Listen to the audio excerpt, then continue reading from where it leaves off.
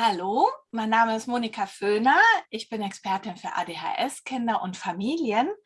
Und ich habe heute die Ehre, mit der Sabine Rösner ein Interview zu führen, denn sie ist EFT-Mastertrainerin und davon gibt es gar nicht viele. EFT ist eine Art Klopfakupressur und eine perfekte Selbsthilfemaßnahme bezüglich Stressmanagement. Und weil meine Familien so viel Stress haben und ich gerne sie ausstatten würde mit allen Möglichkeiten, die es da gibt, um sich selbst zu helfen, hat sich Sabine Rösner bereit erklärt, dass sie uns heute zeigt, wie wir bezüglich spezieller Themen uns in Zukunft selbst helfen können. Und wir machen das zusammen, sodass du das mitmachen kannst. Super, ganz herzlichen Dank, Monika. Ich freue mich riesig, dass ich hier bin und dass wir miteinander darüber sprechen und Beispiele zeigen, wie wirklich Ruhe einkehren darf in uns selber und damit auch in die Familien. Dankeschön. Das ist das Hauptanliegen, ja. Genau. Ja, ich erzähle gern noch ein bisschen mehr über das Klopfen. Genau, und du hast das schon ganz super gesagt, es ist eine Stressmanagement-Methode. Und das Beste ist, du kannst das selber für dich anwenden. Das heißt, du klopfst, du hast gesagt Klopfakupressur. Das Klopfen, das EFT, du klopfst an einzelnen Punkten an deinem Körper und wir kommen dann nachher dazu, welche Punkte das sind. Und indem du an deinem Körper klopfst, sendest du damit beruhigende Signale an dein Gehirn, über das Nervensystem, über die Haut, elektrische Signale, die im Gehirn dann umgewandelt werden und die Erregung reduzieren. Wenn du dich gleichzeitig auf dein Problem, auf das, was dich stresst, fokussierst, erzeugst du damit so ein bisschen einen Widerspruch zwischen, das ist so schlimm, das stresst mich, und dem, oh, das ist irgendwie beruhigend. Und indem du diesen Widerspruch da drin hast und den immer wieder aktivierst, also während du klopfst und gleichzeitig denkst, oh, das ist so schlimm und das stresst mich, kann sich in deinem Gehirn etwas verändern. Also der Fokus auf das Problem löst die Stressreaktion im Kopf aus und gleichzeitig kommen die beruhigenden Impulse über das Klopfen und damit verändern sich die neuronalen Pfade. Also quasi du verlernst die Stressreaktion, weil der Impuls kommt, das, woran ich denke, ist gar nicht so schlimm. Und du lernst etwas Neues, nämlich, dass es nicht schlimm ist. Und damit öffnet sich die Möglichkeit, anders zu denken, anders zu handeln und anders zu fühlen. Also das so ganz kurz im Überblick, wie dieses Klopfen funktioniert. Stopp mal. Das heißt, du programmierst damit den Stress um. Genau. Das, was du mal gelernt hast, das löst du auf und ja, umprogrammieren, das ist eine gute Aussage, ja, genau. Das ist ja cool, weil ich habe mir überlegt, warum muss ich immer in diesem hässlichen Gefühl bleiben, während ich klopfe? Kann ich nicht einfach beschließen, dass es jetzt einfach gut ist? Aber es muss noch mal gesehen werden und es muss noch mal erlebt werden in dem Moment. Ja, man muss noch einmal da reinbaden und dann darf es gehen, oder wie? Ja, genau, das Wichtige und was für mich wirklich das Wichtige ist das anzunehmen, was jetzt gerade da ist. Und wir haben ganz viel die Tendenz zu sagen, das will ich nicht, das ist ja unangenehm, das will ich Ja. nicht. Und indem wir das beiseite schieben und quasi Energie ins Beiseite schieben stecken, ich sage mal so, verleugnen wir so das, was da ist. Und Und mit uns dem selbst Klopfen, auch, oder? Wir verleugnen uns selbst und wir können uns ja dann nicht helfen, wenn wir es einfach nur wegschieben. genau. Und indem wir das annehmen, anschauen und sagen, okay, ich bin bereit, da mal hinzuschauen, ich bin bereit, diese Gefühle jetzt zu fühlen und wahrzunehmen, ähm, geben wir uns die Möglichkeit, dass es sich auflösen kann. Nämlich, wir brauchen die Resonanz. Also für diese Methode brauchen wir die Resonanz zu unserem Stress. indem wir ihn aktivieren. Aber jetzt im Moment, wo ich klopfe, ich stehe hier oder ich sitze in meinem Sessel oder ich gehe irgendwo, in dem Moment bin ich eigentlich nicht im Stress, wenn ich an was Zukünftiges oder an was Vergangenes denke. Aber ich rufe ihn mir hervor, aktiviere damit all die Verbindungen in meinem Gehirn und sende gleichzeitig beruhigende Signale. Wunderschön. Und dadurch kann sich das eben lösen. Okay. Und das Gleiche ist eben auch, wenn wir im Moment in einem Stress sind, weil irgendwie im Stau, es geht nicht weiter und ich habe einen Termin und ich weiß, verflixt, ich werde einfach nicht pünktlich kommen oder das Kind will einfach nicht so, wie ich will Ja. und es schaukelt sich auf und ich merke, wie bei mir der Stresspegel steigt.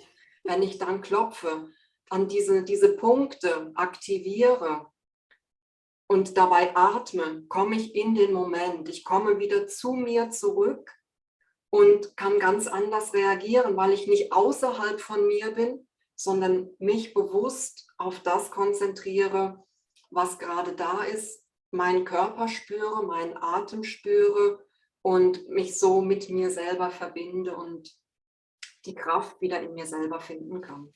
Dann geht es auch für Kinder, wenn die da in der Schule sitzen und Angst haben vor der Klassenarbeit, oder wie? Genau, das geht genau gleich. Und Oh, ganz viele sagen, wer EFT schon kennt oder wer das Klopfen schon kennt, der sagt, ja, ich musste ja so komplizierte Sätze dann dazu bilden. Und für mich ist es wirklich die Kraft, die da drin liegt, ist die Verbindung zum Stress und Klopfen. Und da braucht es keine komplizierten Sätze. Ich muss nicht wissen, wie ich Sätze bilde, sondern einfach sagen, okay, jetzt kommt dann gleich die Arbeit und vielleicht auf der Brust klopfen. Okay, atmen und ich bin hier. Und ich gebe mein Bestes. Egal. Einfach nur denken, wow, was wird das jetzt geben? Habe ich genügend gelernt? Aber ich vertraue darauf, dass ich mein Bestes geben kann. Ich mache es so gut, wie ich kann. Auch wenn ich jetzt gerade so einen Stress habe. Also und all dann das, was diese durch Punkte da klopfen, oder wie? Wenn die dann da so 5 Minuten vorher sitzen, könnten die das ja auch machen, oder? Oder gibt es da so einen speziellen Schnellpunkt? Ist es der Ich hier? habe jetzt speziell den Ja. gezeigt, weil du hier so relativ unauffällig klopfen kannst, wenn Ja, du und das eben ist so eben dann hier klopfen Geborgenheit, musst. oder? Das ist so die Thymusdrüse, das ist so dieses Genau. kuschelig und Ja, und diese Punkte hier unterhalb vom Schlüsselbein, neben dem Brustbein, das sind Nierenpunkte, die auch mit Angst verknüpft werden. Und oh. da ist dann eben die Angst zu beruhigen, einfach im Klopfen auf diesen Punkten. Es gibt, vielleicht macht es Sinn, einfach mal all die anderen Punkte zu zeigen, Oh aber ja. speziell die im Gesicht, die du jetzt gezeigt hast, habe ich nicht angesprochen, weil eben in der Klassenarbeit, in der Klasse, dann da bei sich am Gesicht klopfen, dann gucken die anderen vielleicht komisch, was macht denn die da, was Könnte macht denn peinlich der? sein. Zeigt der mir jetzt den Vogel? Ist er jetzt vollkommen übergeschnappt? Also das wirklich das Unauffällige. Man kann das sehr unauffällig machen und vielleicht zeige ich jetzt einfach mal die verschiedenen Punkte. Also den einen, das ist an der Handkante und egal welche Handkante, wirklich so an der Handkante klopfen mit den Fingern der anderen Hand. Das ist ein sehr starker Punkt und ich nutze den häufig einfach so. Also ohne weitere Punkte, wenn ich irgendetwas habe, wenn ich unterwegs bin, einfach an dieser Handkante klopfen.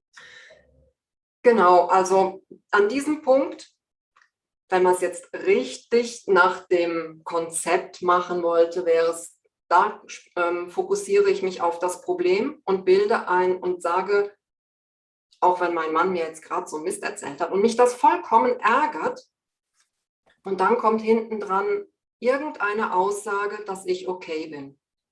Akzeptiere ich mich so, wie ich bin? Bin ich okay, so wie ich bin? Werde ich Vertraue schon die ich auf? richtige Entscheidung treffen, auch wenn sie gegen die von meinem Mann ist.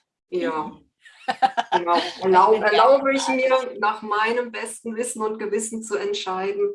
Genau, genau. also dass irgendetwas Positives dann auf der einen Seite das Problem und auf der anderen Seite etwas Positives. Also das ist so der Schnellpunkt und das ist so der Angstpunkt. Genau. Und all die anderen Punkte ist dann oben auf dem Kopf und da fokussiere ich mich dann auf das Problem. Mein Mann hat mir so einen Mist erzählt. Dann an der Augenbraue, an beiden Seiten oder an einer Seite. Das ärgert mich total. Wie kann der mir so einen Mist erzählen? Und dann neben dem Auge.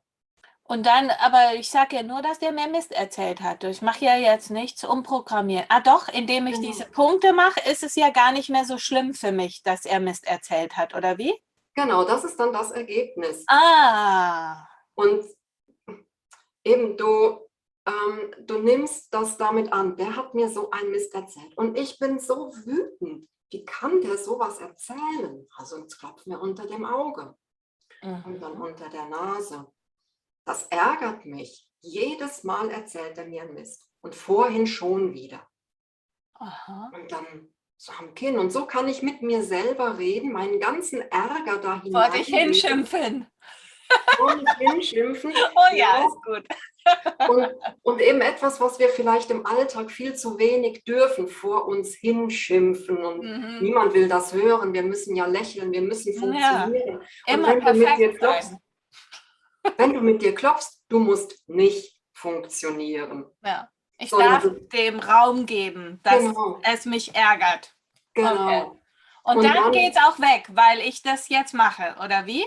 Genau, weil ich dem Raum gebe, weil ich das annehme, weil ich mich selber damit wertschätze, mir selber zuhöre und nicht ganz schnell in der Lösung drin bin, sondern dem wirklich Raum gebe. Und also dann auf der Brust und dann hat es noch einen Punkt, so eine Handbreit unter dem Arm, so auf Brusthöhe, wo du dann auch entweder auf einer Seite, auf beiden Seiten gleichzeitig so klopfen kannst. Und dich da wirklich, ja, über deinen Mann beschwerst, der irgend so einen Mist angegeben hat und vor allen Dingen auch die Gefühle, die das bei dir ausgelöst hat, aufnimmst. Und wenn du jetzt unauffällig klopfen willst, du sitzt vielleicht bist in einer Sitzung, bist im Auto, Partner sitzt nebendran, du bist im Bus oder im Zug und du möchtest unauffällig klopfen, dann kannst du an den Fingern klopfen, indem du wie so einen Gabelgriff machst und rechts und links von den Nägeln an den Fingern so etwas klopfst. Ach, alle Finger einzeln durchklopfen, oder wie? Genau. Aha. Genau. Einfach so rechts und links von den Nägeln. Aha. So. Und dann mache ich dasselbe. Genau, und auch da das Gefühl hineinlegen. Auch das ist sehr gut, wenn Kinder das unter dem Tisch machen wollen, während die Lehrerin oder der Lehrer die Prüfungsarbeiten austeilt, sich nochmal so zu beruhigen. Oder sie beschimpft. Oder sie beschimpft. Ja. Statt eine blöde Kuh zu denken, wäre es vielleicht so gut. Genau. Ja. Hey. Also genau, und diese Worte, was manchmal eben so sehr kompliziert daherkommen kann, wie gesagt, sprich mit dir selber. Es ist ein Selbstgespräch, das du vielleicht sowieso führst und das begleitest du mit dem Klopfen an den verschiedenen Punkten. Okay, das ist ja schön. Also das kann ja dann jeder. Jeder kann wunderbar vor sich hin schimpfen und gleichzeitig klopfen. Genau. Und da war das nochmal, da muss ich die Brücke bauen zum ich kriege das aber schon hin und ich mache das aber schon richtig oder ich weiß, da gibt es noch mehr Möglichkeiten und jetzt mache ich mich bereit für eine andere Sicht oder Genau, die machst du da am Anfang und sobald du vielleicht merkst du eben, dein Mann hat dir was erzählt und das stimmt überhaupt nicht und das ist ein Mist, wenn wir bei diesem Beispiel bleiben wollen, dann regst du dich ja erstmal wahnsinnig auf. Und in dem Moment, wo du dich wahnsinnig aufregst, bist du wie noch nicht offen für die Lösung. Du stehst hier und ärgerst dich und die Lösung, ich reagiere vollkommen ruhig und gelassen, die ist wieder oben. Und dazwischen ist so ein Riesenunterschied. Und das kannst du in dem Moment, wo du dich aufregst, noch gar nicht richtig glauben. Also schaffst du mit dem Klopfen eine Brücke dazwischen, indem du erstmal sagst, also ich konzentriere mich erstmal nur auf das, nämlich auf diesen Ärger. bis der dann immer weiter abgebaut ist und so meine Selbstsicherheit vielleicht immer weiter steigt. Und dann komme ich dem, also auch meine Meinung zählt und ich mache das schon richtig, weil ich habe ja auch was überlegt dabei, kommst du damit immer näher. Mhm. Und dieser Satz am Anfang, wenn du einfach sagst, ich ärgere mich, aber ich habe recht, dann ist die Lücke noch viel zu groß. Und darum mag ich eigentlich solche Formulierungen wie, auch wenn ich mich jetzt grausam ärgere, weil mein Mann mir so Mist angegeben hat, erlaube ich mir den Gedanken, dass das auch meine Sichtweise richtig ist. Und das, also wie so ein bisschen, es ist dann nicht so kräftig wie auch ich habe recht, sondern ich erlaube mir den Gedanken oder ich gebe mir die Möglichkeit oder ich öffne mich dem Gedanken, dass auch meine Sichtweise richtig ist. Und damit baue ich so diese Verbindung dazwischen, über die ich dann langsam hochkomme zu der Überzeugung, ja, auch das, was ich sage, ist richtig, auch wenn es anders ist.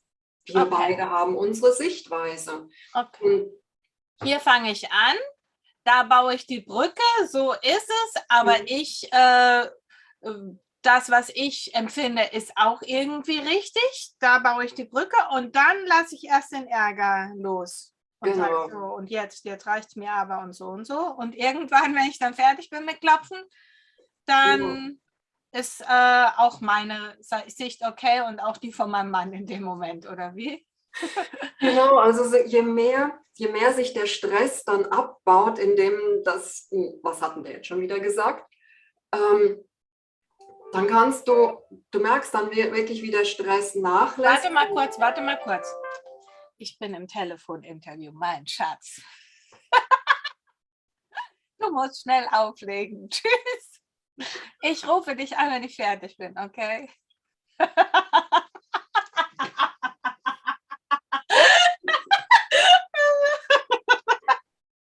Ja, dann siehst du, wie rot ich bin. Und immer ruft er an, wenn ich einen Termin habe. Und er weiß es. Cool. Das ist dann so die geniale Verbindung, die dann da ist. Oh, also, Okay. warum muss er immer anrufen, wenn ich einen Termin habe, obwohl er sie sieht? Ich erlaube mir, was soll ich mir jetzt da erlauben? Ich erlaube mir, dass es schon okay ist und dass er das vielleicht nicht mit Absicht macht. Nee, das ist schon wieder irgendwas hineininterpretiert. Ich erlaube mir, dass ich das amüsant finde, dass er teilhaben will an meinem Leben. Genau. Aber trotzdem, ich hasse es, wenn er mich immer wieder stört. So, oder wie? Genau, also auch wenn ich mich jetzt gerade total ärgere, weil ich mitten in meinem Telefoninterview gestört worden bin ich okay, genauso wie ich bin. Und ich öffne mich für den Gedanken, dass er vielleicht einfach teilhaben möchte Ja, an dass er meinem dabei Leben. sein möchte. Ja, und oder ich öffne mich für den Gedanken, dass ich das auch amüsant finden könnte, Ja. dass ich es Und hinterher dass wir das rausschneiden sogar könnte. in dieses Video einbauen, weil es einfach genial ist. Genau, genau. Okay, ja, Okay. cool. Ja, Ja, super. Also ein besseres Beispiel konnten wir ja jetzt auch nicht haben. ja. Und Wir hatten ja noch was viel Konstruktiveres zu tun, wie wenn die Frau Föhner von ihrem Mann geärgert wird. Wir hatten ja was wirklich Tolles vor. mhm. Und zwar war das eine Art Selbsthilfemaßnahme für Mütter, die immer alles richtig machen wollen und lieber der Gesellschaft gehorchen wollen als ihrem Bauchgefühl. Und die quasi die Show von Superwoman, die alles im Griff hat, nach außen unbedingt aufrechterhalten wollen und sich damit komplett verleugnen und vergessen, ähm, dass sie perfekt sind, so wie sie sind und dass sie überhaupt gar keine Rolle erfüllen müssen, keine Show machen müssen, weil das ja eh früher oder später rauskommt, dass man ist, wie man ist, so wie ich zum Beispiel. Und das, aber dann, wenn man so ist, wie man ist, auch die richtigen Leute zu einem kommen können. Ja? Also das dauert immer ein bisschen, bis meine Mütter das verstanden haben, dass es ja am Ende Minus Minus ist, was sie damit vollbringen, wenn sie andere Menschen Erwartungen erfüllen wollen, anstatt ihrer eigenen Erwartungen und sich selbst verbiegen und verleugnen. Wie kriegen wir denn das hin? Mit der EFT-Klopftechnik. Ja, jetzt hast du da verschiedene Elemente drin genannt, nämlich sich verleugnen und die perfekte Show liefern. Es ist so, Perfektion aus meiner ganz persönlichen Erfahrung ist etwas, was wir nicht erreichen, was irgendwie ein Bild ist. Und wenn wir dem etwas näher kommen, entfernt sich das Bild wieder ein Stück. Also wir werden das nie erreichen. Ja. Und etwas, was ein Gedanke, den ich sehr schön finde, quasi auch sehr entspannend finde dagegen ist, ich tue immer mein Bestes. In jedem Moment gebe ich mein Bestes.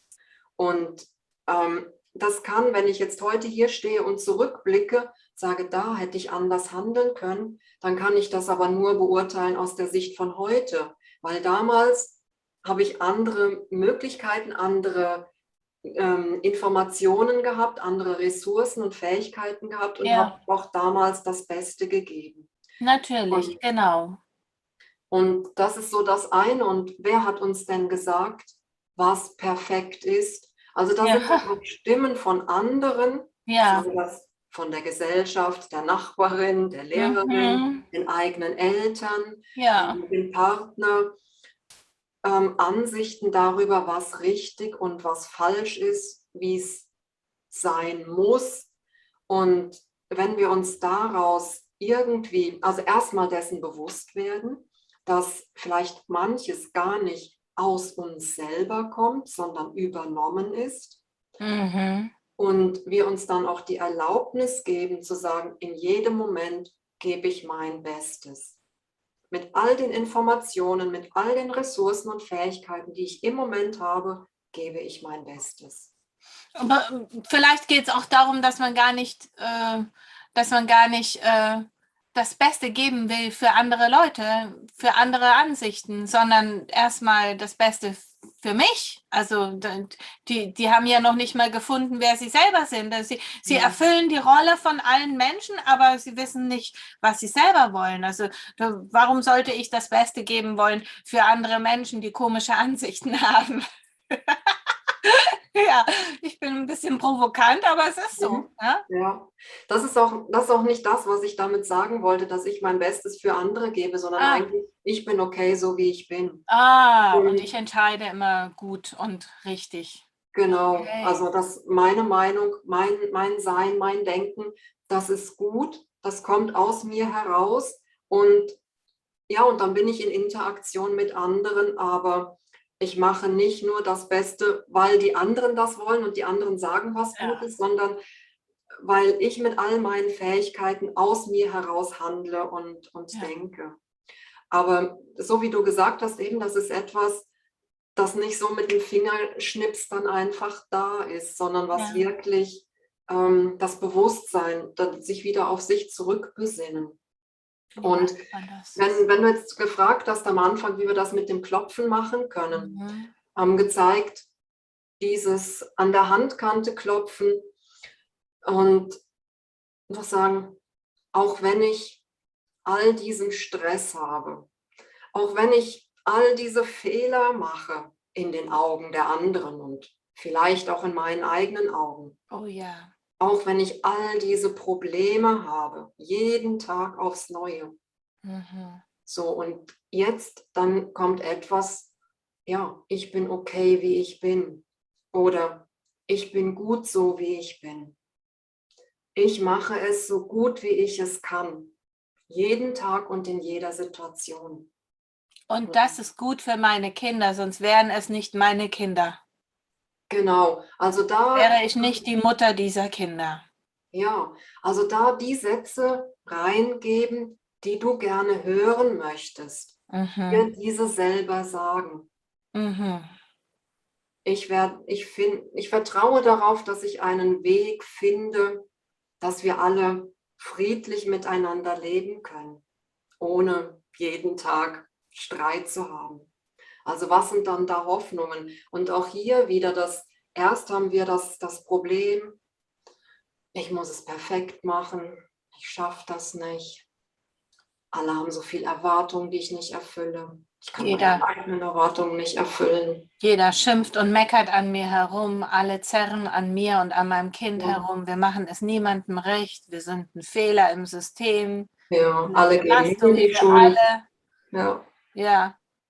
Und dann dieses Selbstgespräch, sich selber, wenn ich so viel falsch mache, und dann immer wieder dazwischen sagen, ich vertraue darauf, dass ich okay bin, so wie ich bin. Und dass alles gut wird, dass jetzt einfach nur gerade eben eine schlimme Situation ist und jedes Kind hat mal schlimme Situationen.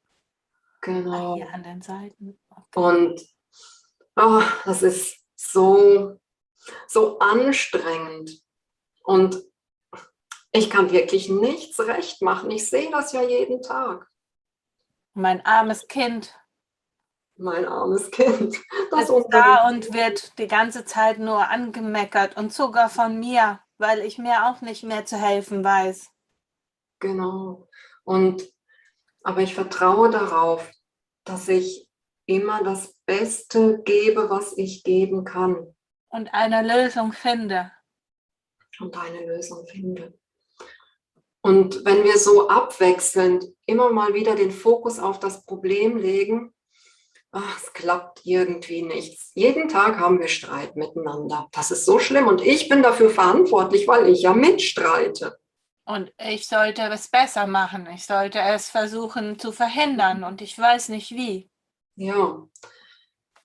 Und ich öffne mich für den Gedanken, dass ich trotzdem okay bin. Dass ich trotz allem eine gute Mutter bin, die ihre Kinder liebt und das Beste macht, was sie machen kann. Ja. Und dann wieder auf das Problem fokussieren. Und trotzdem erfülle ich meine eigenen Erwartungen nicht. Ich mache so viel falsch in meinen Augen. Es reicht auch, wenn ich nur eine Seite klopfe? Es reicht eine Seite Okay. oder die andere oder beide. Das ist okay. Ja, und wieder ein Problem und dann wieder. Und ich öffne mich dafür, dass ich eine Lösung finde. Es gibt einen Weg auch für uns, für unsere Familie. Das ist der Sesam, öffne dich. Für die Möglichkeiten, oder wie? Es ist einfach ein sehr starker Punkt. Zum Besseren. Es ist einfach ein sehr starker Punkt. Und ich nehme ihn nach den Punkten, nehme ich ihn am Ende gerne nochmal dazu. Okay. Und wenn wir so abwechselnd klopfen, also den Fokus auf das Problem und da so eintauchen und dann beim nächsten Punkt so in das Öffnende gehen und in das, was wir uns wünschen, in das, wie wir möchten, dass es ist und den Fokus auch darauf legen, dass wir das richtig machen. Also dann an jedem Punkt abwechselnd negativ, positiv, negativ, positiv, okay. Dann gerne mit was Positivem aufhören. Ja, okay. Sodass dann das die letzte Information ist. Und jetzt haben wir eine Runde geklopft. Das können mehrere Runden sein. Ich weiß nicht, wie geht es dir, Monika, mit dem Mitklopfen? Spürst du irgendwie, dass sich was verändert hat? Also das hier ist für mich extrem beruhigend. Okay. Ja. Und so sehr emotional auch. Also ohne irgendeine Information sogar. Ja. Und so findet vielleicht jeder auch einen Punkt für sich, der, wie du sagst, der ist für dich sehr emotional. Für mich persönlich ist es jetzt die Handkante, dieser Punkt und unterm Auge, wo... Welcher? Die Handkante und welcher Punkt? Dieser Punkt und unterm Auge. Okay. Und das ist für jeden aber individuell. Also wenn du jetzt zuschaust und dann merkst beim Klopfen, oh, das ist ein Punkt, der tut mir gut. Oder wie du gerade gesagt hast, Monika, der ist so emotional, das ist so schön. Dann kannst du auch einfach nur diesen Punkt nutzen. Und das ist dann so dein persönlicher Sesam, öffne dich. Ja, aber dann verkürze ich ja dieses Annehmen von dem Problem, wenn ich nur das mache. Ich muss ja auch noch ein bisschen schimpfen, damit es da sein darf und damit es gehen darf, oder? Das kannst du auch alles an einem Punkt machen. Ach Kannst so, du auch okay, das ganze Schimpfen an einem Punkt machen. Das ist wie so eine Abkürzung. okay. Und wenn du merkst, das hilft dir, dann ist es für dich in dem Moment richtig. Und wenn du merkst, da tut sich gar nichts, dann fängst du wieder an der Handkante an und klopfst all die verschiedenen Punkte durch. Mhm. So, genau. Ja, sehr. Also so dieses Abwechselnde, etwas, was dann vielleicht hochkommt, weil dieses Klopfen ist eine aufdeckende Methode. Wir fangen immer an mit dem, was jetzt im Moment da ist. Also was stresst mich im Moment? Mhm. Vielleicht der Gedanke, Gut. ich mache alles falsch. Das ist toll, Jetzt, weil nämlich das ist so das größte Problem, wenn dann die Mamas da sitzen und Hilfe und jetzt, ja, und du brauchst etwas, was jetzt sofort wirkt. Das ist ja obergenial. genau, keine Analyse, warum ist das so, sondern einfach, was fühle ich jetzt, was denke Und ich raus jetzt damit. und raus, genau, und dabei klopfen. Und Okay. da dieses Klopfen aufdeckend ist, kannst du dir das vorstellen wie eine Zwiebelschale. Wir klopfen an dem, was jetzt gerade da ist. Die Wut darüber, dass mein Mann heute Morgen so einen Mist erzählt hat. Oder mein Frust darüber, weil ich das schon wieder nicht hingekriegt habe und mein Kind frustriert in die Schule gegangen ist und ich hier denke, ich bin die schlimmste Mutter auf Erden. Das ist so die Oberfläche, das, was wir gerade im Moment sehen. Ja. Und wenn wir daran klopfen, dann kann sich das wie so öffnen, wie bei einer Zwiebel, eine Schale, die weggeht und es kommt etwas hervor darunter. Und das kann dann sein Erinnerungen, Erfahrungen, Bilder, Geschichten, die weiter zurückliegen, an die du gar nicht mehr gedacht hast. Und je weiter du klopfst, einfach in dem Gefühl bleiben, was da ist, wenn dir das in den Sinn kommt, öffnet sich das immer mehr, bis du wirklich dahin kommst, wo, ja, wo die Ursache ist, was der Grund gewesen ist, dass überhaupt dieser Gedanke entstanden ist. Also das heißt, jetzt ärgere ich mich, dass ich eine schlechte Mutter bin. Und dann fällt mir ein, wenn ich hier fertig bin, fällt mir ein, meine Mutter war auch nicht besser. Ich war ein schlimmes Kind oder was weiß ich. Und dann klopft man dann da weiter. Und ich habe meine Eltern nur gequält. Und jetzt, wo ich so alt bin, jetzt weiß ich, was meine Mama geleistet hat. Und ich war immer so undankbar oder was weiß ich, was ich nicht schon alles gehört habe von Leuten, äh, die das jetzt immer noch mit sich rumschleppen, dass sie so böse Kinder waren oder keine Ahnung. Ja, vielleicht ist dann das was gesehen werden will, wenn es dann gerade hochkommt in dem Moment, oder wie? Ja, ja, genau so ganz verkürzt dargestellt ist das so. Das kann relativ schnell gehen, dass plötzlich so ein Bild da ist, dass plötzlich auch starke Gefühle da sind und ein starkes Verständnis plötzlich da ist. Eine Stärke vom Klopfen ist, dass wir uns auf ganz konkrete Situationen beziehen. Also nicht sagen, ich bin so eine schlechte Mutter, sondern dann vielleicht auch sagen, okay, in diesem Moment, jetzt heute Morgen, ist es mir nicht gelungen, ruhig zu bleiben, als mein Kind die Brotdose durch die Küche geschleudert hat. Und diesen Moment zu nehmen und das nicht so zu verallgemeinern, ich bin eine schlechte Mutter. Also diesen Moment, und damit reduziert sich da schon etwas. Aber dann kann genau das passieren, wenn ich anfange, es damit zu klopfen. Ich war heute Morgen einfach eine schlechte Mutter, weil ich mein Kind angeschrien habe, als die Brotdose durch die Küche geschleudert hat. Was übrigens meiner Meinung nach total okay ist, weil das Kind muss ja mal eine Antwort bekommen. Also hallo, also, Ja. kann auch gerne eine neue Brotdose kaufen von seinem Taschengeld. Ja, also. Genau, also eben und das dann so der Türöffner ist, um dann tiefer zu kommen und dann kommen solche Erinnerungen, wie du sie angesprochen hast, die kommen dann hoch und wir können jetzt eben das klassische Klopfen geht wirklich darauf, was sind meine Gefühle und wie erlebe ich die Situation, was sehe ich und sobald dann auch andere Bilder kommen, kommen andere Menschen, kommen immer mehr Menschen mit dazu. Ja, Und genau. gerade wenn es dann auch darum geht, Eltern, was haben die Eltern gesagt? Wie war unser Verhältnis als Kind zu den Eltern? Wie Ja. haben wir das empfunden?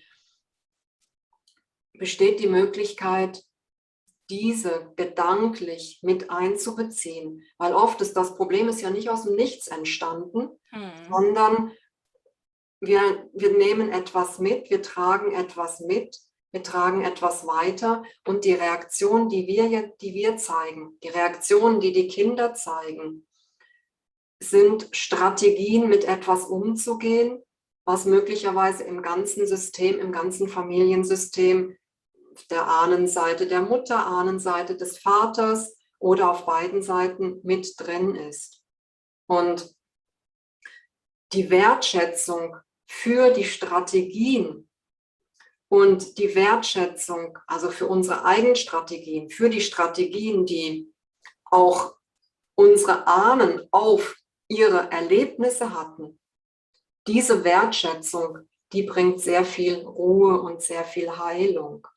Ja, denn ohne sie wären wir ja gar nicht hier. Genau. Ohne ihr Agieren wären sie vielleicht schon tot. Also diese Strategien, die jetzt bei uns als gefährlich wirken, die sind aber damals, haben sie dazu beigetragen, dass sie überlebt haben und dass wir jetzt da sind. Also können wir ja eigentlich dankbar sein. Auch für die jetzt falsch im Nachhinein bewerteten Sachen, aber zu dem Zeitpunkt haben sie ja auch ihr Bestes getan. Und da war ja das vielleicht gar nicht möglich, was wir jetzt wissen. Zumindest nicht, weil sie es ja gar nicht gewusst haben auch. Genau, genau. Also es war ihnen, wir haben heute so viele Informationen mehr als die Menschen damals. Wir haben heute so viele Methoden, so viele Techniken an der Hand und Zugang zu so vielen tollen Techniken. Informationen auch. Ja. Hallo. Früher gab es eine Zeitung, vielleicht auch gar keine Zeitung. Woher sollten die das alles wissen? Ja, ja. Und genau, und einfach die Wertschätzung dafür, dass auch die Eltern das Beste gegeben haben, dass auch das Kind versucht, mit dem, was da ist, auf seine Weise umzugehen. Und dann können wir sehen, dass es Handlungen sind und dass das der Kern von uns als Menschen deswegen aber nicht in Frage gestellt wird. Dass wir als Menschen immer okay sind und dass quasi all das Probleme außen herum sind, wie so auf einer Umlaufbahn um uns herum. ja, ich sehe es gerade eben. Und wir aber okay sind. Und wir sind okay und das, was wir tun und wie wir denken, sind eigentlich nur Problemlösungsstrategien. Die Strategien kann man ja jederzeit ändern, theoretisch. Genau. Und die Wertschätzung dafür, dass wir verschiedene Anteile von uns verschiedene Strategien nutzen, dass verschiedene Menschen verschiedene Strategien nutzen, um damit umzugehen. Und jede gut sein mag, für jeden unterschiedlich. Genau. Ja, schön. Und dann geht es nicht mehr ins Verurteilen, sondern ins Wissen, jeder macht das, was für ihn richtig ist. Ja, und dass dahinter dann auch Bedürfnisse liegen, die unter Umständen genau die gleichen sind, nämlich gesehen zu werden, gehört zu werden, wahrgenommen zu werden als der Mensch, der man ist, geliebt zu werden. Ja. Und das sind die gleichen Grundbedürfnisse. Wir haben nur andere Strategien, dahin zu kommen. Die einen ziehen sich total zurück, die anderen werden aggressiv, die dritten werden laut, die vierten bauen einfach sehr viel Gewicht um sich auf, um deutlicher wahrgenommen zu werden. Die anderen bringen Höchstleistungen. Also jede Menge verschiedener Strategien dazu. Und die Bedürfnisse sind die gleichen. Und wenn es uns gelingt, also diese Strategien mal wertzuschätzen und zu sagen, und im Grunde genommen wollen wir alle das Gleiche. Wir wollen uns gesehen fühlen können oder wir wollen uns geliebt fühlen können. Und sicher fühlen. Sicher fühlen können, ja, was dann da stimmt. Und dieses Bewusstsein, das kann sehr viel Frieden und sehr viel Ruhe bringen. Und dann hast du dann quasi die mehreren Menschen eingeladen, die jetzt gerade automatisch aufgepoppt sind. Also das ist Genau. jetzt bei einer Situation gewesen, bist du eingestiegen und dann hat dein Unterbewusstes dir irgendwelche Brocken hingeworfen, die gerade eben aufgepoppt sind. Und das ist ja das, was nicht durch den Verstand gehen darf, sondern das, was jetzt einfach gehen darf. Sonst würde es das Unterbewusstsein nicht hinschmeißen und sagen, hier, Genau. nimm jetzt. Ja, Wenn du anfängst, das zu zerdenken, dann ist es nicht mehr da. ja, genau, dann wird es mit all unseren Bewertungsmechanismen wird es dann Genau. irgendwie verformt. Dann nimmt man Und das, was jetzt hochspringt und macht genau dasselbe und fühlt weiter rein genau, und dann also sind die anderen schon dabei. genau, man kann sagen, okay, jetzt diese Situation, also jetzt fühle ich mich dem so ausgeliefert und dann sagen, okay, danke, lieber Teil von mir, der sich jetzt gerade so ausgeliefert fühlt und lade alle Menschen ein, zu allen Situationen, in denen auch dieses Gefühl von Ausgeliefertsein präsent war. Und vielleicht kommen dann eben gerade die Eltern, die man als Kind ausgeliefert wahrgenommen hat. Vielleicht kommt auch die Großmutter, vielleicht fällt einem noch mehr ein und kann all diese Menschen einladen, mitzuklopfen im Geist. Und ich muss gar nicht alles wissen, aber wenn ich sie so anschaue, wenn ich vielleicht die Menge an Menschen anschaue, die dann da plötzlich kommt, mich mit denen verbinden und unser ausgeliefert sein. Und du siehst die Menschen dann wirklich? Siehst du die dann? Leute, Also, die bildlich gut, also die gut visuelle Fähigkeiten haben, die sehen dann wirklich einzelne Menschen aufploppen, sehen ihre Mütter aufploppen, Väter aufploppen, vielleicht Geschwister, Großeltern, die kommen einfach. Und es gibt eben auch dann wirklich, dass Massen von Leuten kommen. also ich habe es nur so im Bauchgefühl. Also wenn ich heile, dann ist mein Bauch ganz warm und dann ist hier alles so warm. Also ich fühle das nur, ich sehe das nicht so. Aber Okay. es gibt ja Leute, die sehen. Aber auch wenn sich dann im Bauch was täte, dann wäre das, jetzt sind sie da, oder? Wahrscheinlich, ja. Genau, genau. Es ist auch so das energetische Gefühl, ja, da ist jetzt jemand, vielleicht Mhm, rechts, links von mir spüre ich genau. irgendetwas. Und ja, und mal reinspüren und reinhören, was ist eigentlich da? Und dabei kannst du die ganze Zeit an der Handkante klopfen und was ist eigentlich da? Was ist da für Informationen? Was kommen für Informationen? Also das ist dann wirklich, wie du auch gesagt hast, so das Unterbewusstsein Mhm. sprechen lassen und einfach wahrnehmen, was ist da und ich Die doch Gefühle, reinfragen. die da jetzt im Raum sind. Genau, Hilflosigkeit vielleicht. genau. Schlecht behandelt worden sein. Und was mache ich dann, wenn ich das jetzt dann habe, diese Hilflosigkeit und schlecht behandelt worden sein, wenn das jetzt kommt? Mhm. Dann einfach Danke sagen. Danke, dass du dich jetzt gerade zeigst. Danke, dass du mir das sagst. Also sich selber eigentlich danken für die Ja, Informationen, für die Zusammenhänge, die bewusst werden. ja. Und ja, und alle einladen, mitzuklopfen an dem, worum es wirklich geht. Also jetzt zum Beispiel an diesem Ausgeliefertsein. Und dann Genau. klopft man das ausgeliefert, was man jetzt gerade so rübergeschwappt bekommen hat an Emotionen. Ja, Ich fühle mich so ausgeliefert, nicht nur ich, sondern meine ganze Ahnenreihe war mhm. sehr oft ausgeliefert. Und Genau. ich eröffne uns jetzt, nee, nicht ich, sondern wir, oder? Wir machen uns jetzt frei davon und ermöglichen uns jetzt das einfach ähm, aufzulösen in irgendeiner Art und Form, dem den Frieden zu geben, dass wir uns nicht mehr so ausgeliefert fühlen müssen, oder wie sagt man das dann? Oder Ja, dass wir da gibt wissen, dass alles gut war, auch zu etwas, oder? Ja, oft entsteht einfach dadurch, dass man sich bewusst wird, ich bin nicht alleine mit dem. Es gibt ganz viele, die eben dieses Gefühl haben. Ist dann eigentlich mehr die Frage, was möchten wir?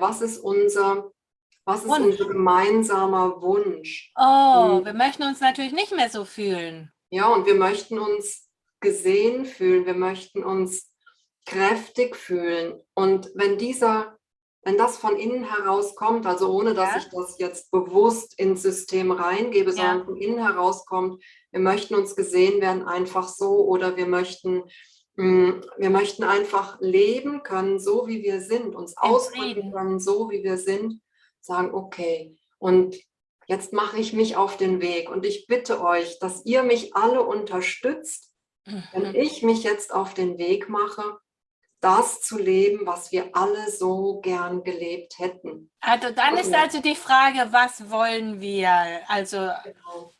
auch hier für mich eigentlich, was will ich? Ja, ist eigentlich dieselbe Frage. Genau, das ist dieselbe Frage, aber quasi ins Kollektiv reingestellt. Okay, sehr Und, schön. und das dann wirklich sagen, und jetzt alle ihr, die ihr hier versammelt sind, unterstützt mich dabei, wenn ich mich jetzt entscheide, genau das zu leben und umzusetzen. Und dann ist so, okay, und jetzt lasse ich mich überraschen, was jetzt passiert. Also das ist sehr abgekürzt, so ein Prozess, wo wir wirklich andere mit einbeziehen können, unsere eigenen Anteile einbeziehen können, die verschiedene Strategien genutzt haben und unsere Verbundenheit mit anderen Menschen aus der Ahnenreihe in der Regel, aber auch mit anderen Menschen, die Ähnliches erlebt haben und dann die Entscheidung treffen, okay, und ich lebe jetzt das, was wir alle so gern gelebt hätten. Und ich mache das zur Erlösung Von von uns. meiner ganzen Ahnenreihe und mit Genau. Rückenwind von ihnen. Genau, Oh, wie schön. das ist so die Philosophie dann dabei, von dieser Art zu klopfen. Okay, also bei manchen funktioniert das, da kommen gleich mal schnell Bilder oder was weiß ich, und bei manchen nicht. Und da wärst dann du derjenige, der da helfen kann irgendwie, oder? Genau, da bin ich dann als Begleiterin quasi dabei, um so die eigenen Strukturen zu erforschen, um zu erforschen, was da alles mit dazugehört. Das ist dann wirklich so, wenn wir auf diese Art klopfen, diesem strukturellen Klopfen, dann ist es wirklich eine Erforschung. Und wenn wir dann mehr im klassischen EFT-Klopfen, da sehe ich mich dann als Begleiterin, wirklich um ganz sanft durch die einzelnen Geschichten durchzugehen, durch den Stress durchzugehen. Genau. Also wenn man nicht so mutig ist, dass man sich selbst ins Auge blicken möchte, so ganz alleine Ja, und und ein bisschen manchmal, Angst hat. ja, das kann das eine sein und das andere dann, dass man sagt, oh, da kommen vielleicht Sachen zum Vorschein. Es Die ist will gut, ich nicht. ja, und es ist gut, wenn ich jemand an der Hand habe, Ja. der, der mich einfach dadurch begleitet. Ich kann mich voll Hm. auf die Geschichte konzentrieren und ich weiß, jemand ist da, der den Rahmen hält, der mich durch den Prozess Er durchbegleitet. passt auf mich auf. Ja, Hm. genau. Schön. Mhm. Ja, cool. Dann bedanke ich mich. Jetzt weiß ich also, wie man sich selbst im größten Stress helfen kann, wie man sich sehr dezent helfen kann, wie Kinder sich sehr schnell helfen können, auch unauffällig. Äh, und ich weiß sogar, wie man Sachen von mehreren Generationen ähm, Ansprechen kann, ja. auflösen kann und das nur über den Zugang von jetzt, wie ich mich gerade eben komisch fühle, Mhm. dass das eben auch dahin führen kann. Ja, ja, genau. Wow. Ich habe noch etwas, was ich gerne für die Kinder mitgeben möchte. Oh ja, unbedingt. Okay. Und zwar, Kinder haben ja sehr viel, erlauben sich viel mehr ihre Fantasie als jetzt wir Erwachsene. Und wenn wir mit unsere Kinder unterstützen wollen, ist zum einen, dass wir sagen können, okay, am Abend, ich setze mich einfach hin, ich nehme mir Zeit und ich begleite mein Kind. Ich klopfe an mir selber, vielleicht einfach nur an der Handkante und ich höre meinem Kind zu, während ich die ganze Zeit klopfe. Ich kann auch die einzelnen Punkte durchklopfen und einfach zuhören, vielleicht macht das Kind mit. Und indem ich mich auf das Kind einstimme, kann, kann diese Energie, die ich aussende, die Ruhe, die ich aussende, kann auch das Kind mit all dem Stress, den es am Tag erlebt hat, beruhigen. Und Das ist also, wenn das Kind nach Hause kommt und sagt, ach, und der war so böse und der hat mich gehauen und die Lehrerin, die will nicht. Und dann setze ich mich hier hin und klopfe und sage, und du klopfst jetzt auch, während du mir das erzählst? Oder du fasst mich als hier hin, wo du Einladung. willst, genau, wenn du magst. Ansonsten klopfe ich für uns. Und dann, Genau. und dann ist es ja nicht mehr mein Problem. Genau, und ich Aber kann da mit sehr fangen viel, wir an und sagen, oh, wir hassen den Lehrer und wie können wir nur und die sind alles so gemein und wir sind ein Opfer und ich bin auch ein Opfer und wie genau. schön ist das? Ja, und so gibt ja die Empathie, also die Liebe, die wir für unser Kind haben, können wir so rübergeben und das Kind fühlt sich dadurch wirklich gesehen und gehört, das, was wir vorhin schon hatten und aufgenommen. Und der ganze Stress, der dadurch entsteht, durch dieses Wusch und den Müll, den es mit nach Hause bringt, der kann gerade aus dem System rausgelassen Und werden. der geht aber auch nicht in mich hinein und ich fange Genau, nicht an, eine Kampfmaschine zu werden und mich als Opfer zu fühlen, sondern der wird gerade, genau. oh, wie schön ist das? So kommt man vom Opfersein raus. Ja, genau, super. Oh, danke schön. Und noch noch etwas Zweites, was dann wirklich so die Fantasie anregt, was du auch angesprochen hast, eben Angst vor einer Prüfung. Wenn ich jetzt am Morgen zu Hause bin und weiß, nachher in der so und so vielten Stunde habe ich dann die Matheprüfung und das ist nicht so mein Thema. Am Morgen schnell Zeit nehmen, sagen, ach, wie geht es mir jetzt gerade? Okay, und was wünsche ich mir jetzt? Was wünsche ich mir für diese Matheprüfung? Und Eine vielleicht 2. ist das die Zauberkraft vom Asterix. Vielleicht ist das irgendwie die Genialität von, was weiß ich, von Batman oder die Ruhe von Spider-Man. Irgendetwas, was dann da ist. Was wünsche ich mir? Und mir das dann schenken lassen. Und sind wir jetzt in Wie dem, schenken lassen? Wie schenken lassen? genau, da sind wir jetzt da drin wirklich nur in dem Positiven. Also da ist dieser ganze Stress und meine Angst vor der Matheprüfung. Ja? Und jetzt lasse ich mir die Zauberkraft von Asterix schenken. Und dieser ganze Stress wegen der Matheprüfung und ich lasse mir jetzt die Zauberkraft von Asterix schenken. Und dann bei jedem Punkt, Und wie kommt die in mich rein, die Zauberkraft? indem ich mich darauf konzentriere und sie wie einatme. Diese Zauberkraft von Asterix jetzt für mich und damit ich einen klaren Kopf an der Matheprüfung habe. Diese Zauberkraft von Asterix jetzt für mich, damit ich jede Aufgabe verstehe. Neben dem Auge, diese Zauberkraft von Asterix jetzt für mich. Nur für mich, für heute. Und ich Ja, werde allen zeigen, dass ich so genial bin in Mathe. Wegen dem genau. Zauberix. Asterix. Und diese Zauberkraft von Asterix jetzt für mich und einatmen und dabei sich bewegen und vielleicht rumtanzen und die Zauberkraft wahrnehmen. Und das Kind weiß genau, wofür es brauchen kann, damit dort hinterher eine gute Note steht, damit ich eben den klaren Kopf habe, die Aufgaben verstehe, die richtige Idee im richtigen Moment kommt, was auch immer das Kind sich wünscht. Und das bei jedem Punkt und das Einatmen.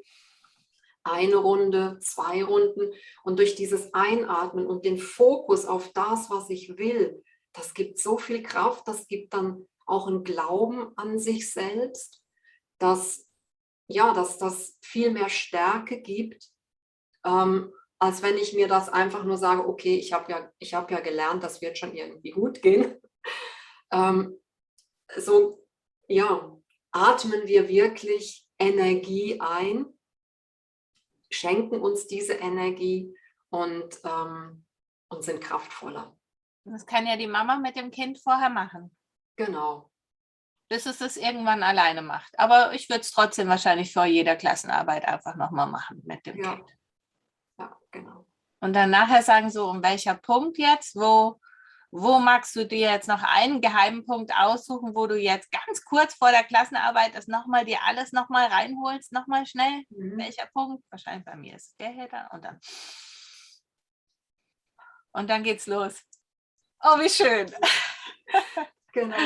Ja, weil ganz viel ist das Bild, was wir von uns haben. Und wenn wir in dieses Bild mehr Energie reingeben, wenn wir dieses Bild verändern, uns erlauben, dass das Bild von uns sich verändern kann, dann sind wir eben auch zu anderen Handlungen, zu anderen Leistungen, zu anderem Output fähig. Kommen wirklich, die ganze Kraft, die in uns steckt, kann dann wirklich zum Vorschein kommen und zum Tragen kommen. Danke dir, danke, danke. Ich habe irgendwo eine Werbung gesehen von amerikanischen EFT-Vereinen, die da eben so, die haben quasi so getan, als wäre EFT die Lösung für ADHS. Und sie würden quasi in den Klassen kollektiv dieses EFT machen manches Mal. Und das wäre wirklich hilfreich. Ja, stell dir mal vor, wenn jeder Lehrer eine Runde EFT vor einer Klassenarbeit machen würde. Wie geil wäre das denn? Ja, das wäre wirklich ganz super. Und man muss es dann ja noch nicht mal EFT nennen, sondern sagen, so, wir aktivieren jetzt alle unsere Zauberpunkte, dass jeder sein Bestes in diese Arbeit gibt. Oh, wie schön. Lasst uns das zusammen machen. Und das Gemeinsame. Ja, alle zusammen, dass keiner ein Defizit hat, sondern wir machen das alle zusammen. Und dann boostet sich die Note und der Lehrer würde sich wundern, was auf einmal für gute Noten da sind und hat doch gar nicht wirklich besser unterrichtet, sondern nur EFT geklappt. Oh, bitte, lieber Gott, mach, dass alle Lehrer das jetzt hören. Ja, das wäre wirklich mega schön, die Lehrer so ihre Kinder unterstützen könnten. Ja, und es würde den Stress ja auch wegmachen. Also das heißt, ja. Genau, ja. Oder auch wenn Mobbing in der Klasse ist, statt diese komischen runden Tische und du bist so verkehrt und wir haben uns jetzt bitte alle sofort lieb vor Zeugen und nachher wirst du wieder verarscht und was weiß ich, wäre vielleicht eine Runde EFT nicht schlecht in der ganzen Klasse. Genau. Ja, genau, das ist das eine. Und eben gerade beim Klopfen oder beim Mobbing, da ist es so, dass es gibt ein Kind, das wird gemobbt und ein Kind, das mobbt oder vielleicht mehrere Kinder, die dieses Kind mobben. Und oft sagen wir dann, diejenigen, die mobben, das sind die Bösen und der andere ist das Opfer. Aber diejenigen, die mobben, das ist eine Strategie, weil auch sie auf eine Art Opfer sind. Und sie haben sich einfach jetzt jemand ausgesucht, um mit etwas, was sie beschäftigt, was sie bedrückt, womit sie nicht umgehen können, auf ihre Art umzugehen, um das wie abzulenken.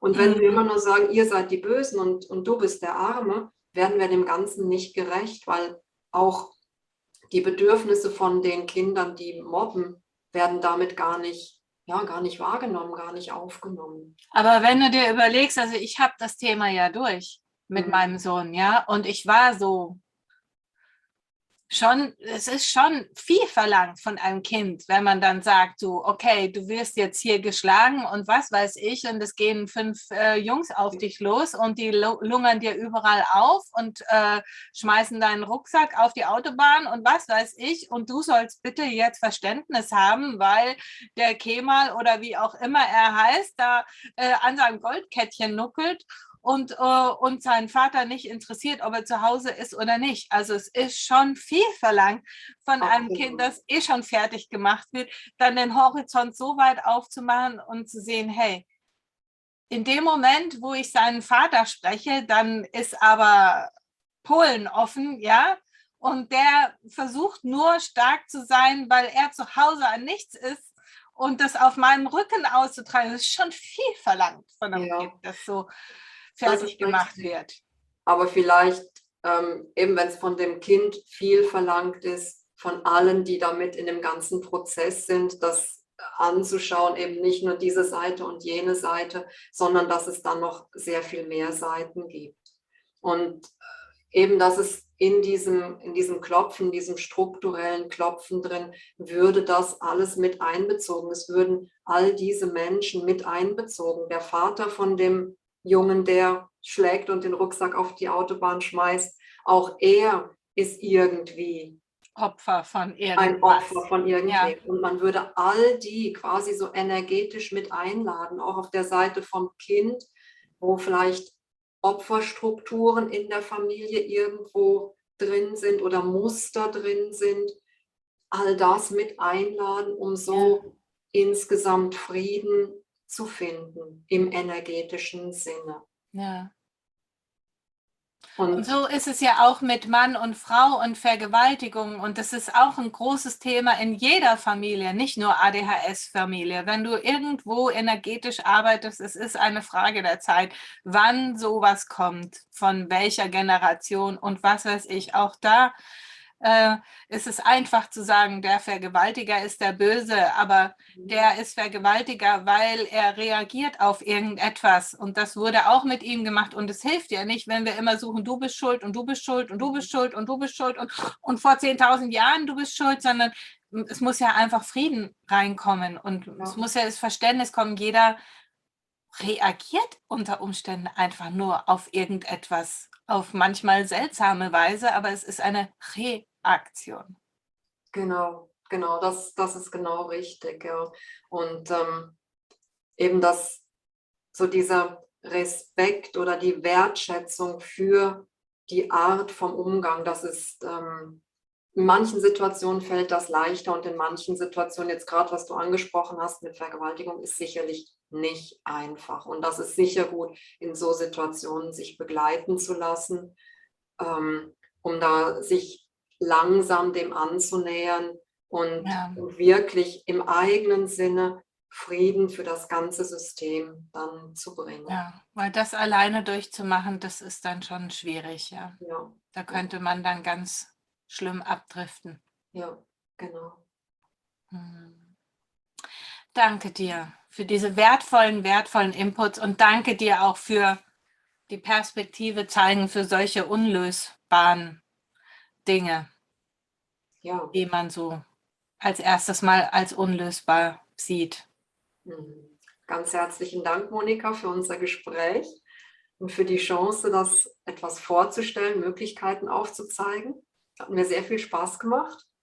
Danke dir. Wir werden das jetzt hier unter die Menschen bringen und ganz vielen Menschen helfen. Damit hoffe ich doch sehr. Also bitte teilen dieses Video, wo auch immer hin. Du, ich und jeder, der das sieht. Denn dieses Video kommt von unser beider Herzen. Ja. Es war uns ein Riesenanliegen, dass wir hiermit wirklich hilfreich sind. Für jeden, der sich selbst helfen möchte und an sich selbst arbeiten möchte und somit ein wirksames Tool braucht. Und für jeden, der das nicht alleine kann, Sabine Rösner. Ja, ganz vielen herzlichen Dank. Ich kann mich deinen Worten absolut anschließen, Monika. Danke dir. Danke. Tschüss. Tschüss.